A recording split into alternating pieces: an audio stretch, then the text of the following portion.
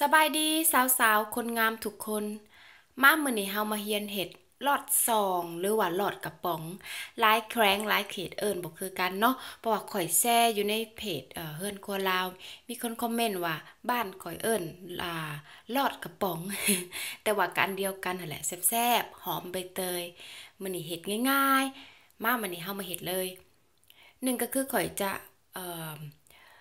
ปั่นใบเตยนี่คือ1 ขีดแล้วก็น้ำปูนทรายน่ะลิตรปลายลิตรกับ100 ml หรือว่า100 มิลลิเด้อน้ำปูนทรายนี่ได้มาจากไสน้ำปูนทรายนี่คือการได้มาจากเอาปูนที่ผู้เฒ่าเคี่ยวมาค่ะนะสีขาวหรือว่าสีแดงก็ได้ประมาณ1 ถุงแล้วก็เอามาผสมน้ำ4 ลิตรก็ได้3 ลิตรก็ได้แล้วก็เอาปะไว้ประมาณ1 หรือ 2 ชั่วโมงให้มันนอนแล้วก็ต้องเอาแต่ว่าน้ำใสๆมันน่ะก็คือน้ำปูนใส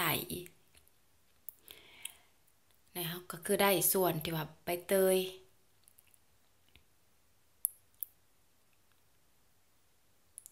แล้วก็เติมน้ำปูนใสไปอีกลิตรปลายลิตรร้อยแหละรวมทั้งเบิดแม่น2 ลิตรกับ2 ลิตรกับ200 มิลลิเด้อน้ำปูนใสนะ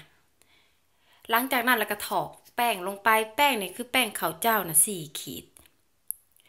แล้วก็เอามือน่ะคนๆหรือว่าจะใส่หม้อค้างเลยก็ได้เอ่อเขี่ยวไฟเลยก็ได้แต่ว่าอันนี้นี่คือเทคนิคเขาจะบอกเนาะเพราะว่าส่วนหลายบางคนเขาเอาไปเขาก็ลดปริมาณลงหรือว่าเพิ่มปริมาณขึ้นก็คือเอามือนี่คนๆแล้วให้สังเกตเบิ่งว่าบ่ให้มันแข็งหลายบ่ให้แป้งนี่แข็งหลายพยายามให้มันเป็นน้ำแบบสิน้ำไหลๆแบบสินะ แต่ว่าก็อย่าให้ไหลแบบโจกหลายเพราะว่ามันจะเขียวดนให้สังเกตเบิ่งว่าแป้งมันยังติดมือแบบสิบ่มันไหลแบบบ่แห้งสิว่าจังไดก็มันยังเกาะในแผ่นหลังมือหั่นเอาง่ายๆนี่คือก็คือส่วนปริมาณส่วนผสมนี่ได้แล้วก็เฮาก็ตั้งไฟเอ่อเขียวเลยเขียวนี่เขียวไฟอ่อนๆเด้อการที่ว่าเฮ็ดลอดช่องนี่ มันบ่ได้ยากและก็คือบ่ได้ง่ายสำคัญก็คือไฟต้องอ่อนสุดๆแล้วก็คนไปเรื่อยๆนี่บอกถ้าว่าน้ำพอดีมันจะบ่จับโตเป็นก้อนแต่ถ้าว่าน้ำหน่อยมันจะจับโตเป็นก้อนให้สังเกตเบิ่งเลยแล้วก็ไฟแห้งก็จะจับโตเป็นก้อนอีกการเฮ็ดลอดช่องนี่บ่ได้ยากแต่ว่าเทคนิคก็คือไฟต้องพยายามคุมไฟให้ได้แล้วก็ปริมาณน้ำ ก็ต้องพอดีอันนี้นี่คือให้สังเกตว่ามันจะได้แล้วแป้งมันจะใสขึ้นเฮาก็เตรียมหยอดหรือว่าถ้าผู้ใดบ่แน่ใจก็เฮาก็หยอดน้อยหนึ่งก่อนว่ามันได้บ่อ่าในการที่ว่าเราส่องได้หรือบ่ได้เฮาจะสังเกตได้เลยว่าถ้าว่าเฮาหยอดลงไปเนาะเฮาก็พักประมาณ3-4 นาทีแล้วเฮาจับขึ้นเบิ่งถ้าว่าแป้งเปื่อยก็แสดงว่ามันยังบ่ได้เฮาก็เคี่ยวไปต่ออันนี้นี่คือมันได้แล้วมันจะเป็นแบบดึงๆดึงๆเด้งๆแล้วก็ใสๆนี่แสดงว่าเฮากวนได้ เฮาก็อันน่ะเลยบีบเป็นตอนเลยลอดช่องสูตรนี่คือเป็นสูตรเก่าสูตรแบบดั้งเดิมก็คือบ่ใส่แป้งหยังหลายมีแต่แป้งข้าวเจ้าอย่างเดียวมันเทคนิคก็คือในการกวนและก็ไฟคุมไฟให้ได้เท่านั้นแหละบางเดือนสูตรลอดช่องสมัยนี้นี่มันจะมีแป้งนั่นแป้งนี่ผสมแล้วมันจะเฮ็ดให้แบบว่าจะจอยแต่ว่าของเขามันบ่ฮักง่ายเพราะว่ามันผสมแป้งหลายอย่างแต่อันนี้มันเป็นสูตรเก่ามันจะเป็นแบบตุ้ยๆแน่เนาะ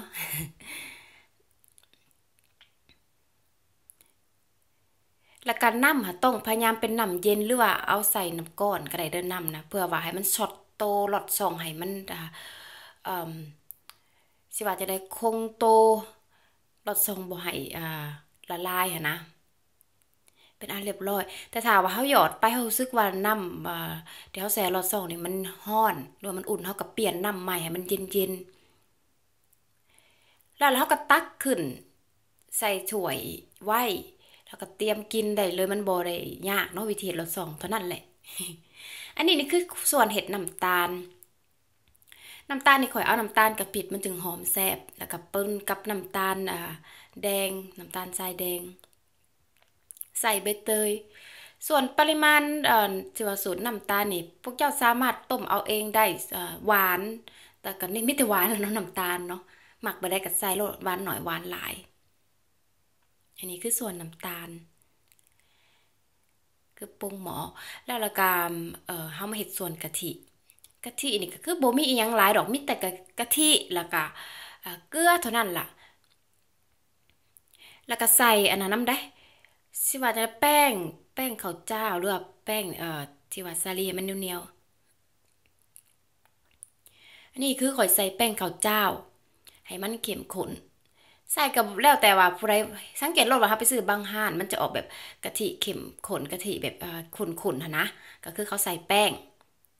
ถ้าบ่ใส่ก็ได้เป็นสูตรเก่าสูตรเขาเคยกินสมัยตะกี้หรือว่าแถวเขตนอกเพิ่นเฮ็ดเนาะเขาก็เฮ็ดแบบธรรมดาแหละต้มแต่กะทิต้มจะต้มดนเด้อเพราะมันสิแตกเป็นแตกมันก็คือต้มพอแต่ฟดหน่อยหนึงเขาก็ปรุงโลดแล้วก็ปาไว้ให้มันเย็น